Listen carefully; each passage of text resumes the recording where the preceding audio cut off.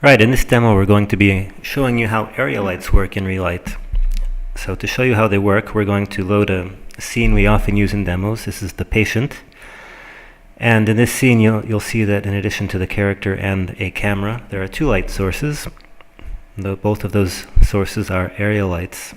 In Relight, area lights can be either disc-shaped, like these two are, or rectangular.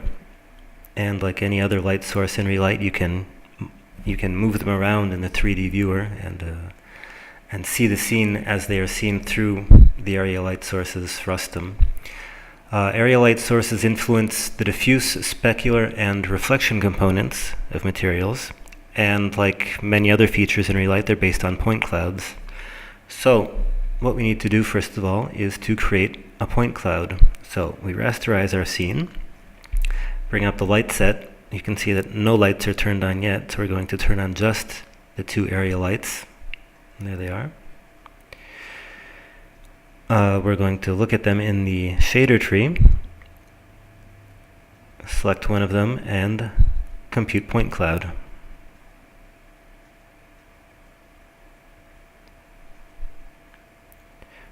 Okay, that's done. And this is the resulting point cloud. Now, an interesting thing about the use of point clouds for area lights is that the point clouds are in fact view independent, meaning you can use the same point cloud for multiple lights. And that's what we're going to do here. We're going to say that the second light source, this one, is going to use the same point cloud as the other one. We do that by disabling its own point cloud and setting its PTC append attribute to point to the first area light's point cloud, like that.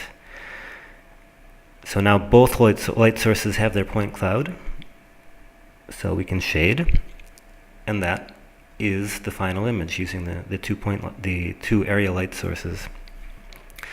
As we can with any other type of light source in Relight, we can select each of them independently and see just the intensity of that light source. Or if we click on the light set and do the same thing, we'll see the sum of the intensities of the lights in that light set. We can also render the scene using just a single light source, like here, or the other light source, and shade, and that's both of them. Another thing we can do with area lights, as with any other light, is to, once we've shaded, we can turn on automatic refresh in the render view. Then as we modify attributes of each area light, the rendered image is updated automatically, and it's quite fast. So here you can see we're playing with the intensity, the diffuse intensity, the specular intensity of the second area light source. You can change its shape also, make it rectangular, change its size. And each time the rendered image is updated very quickly. We can also use the 3D view to modify the position of the light source, change the color of the light source, etc.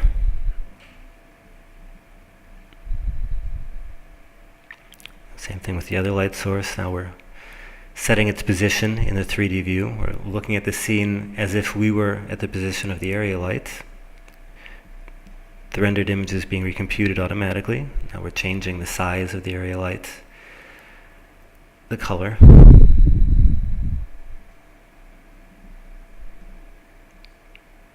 and the specular. And it's very quick, so if we can toggle back and forth just to see what difference that makes, tweaking the specular component of the area light source.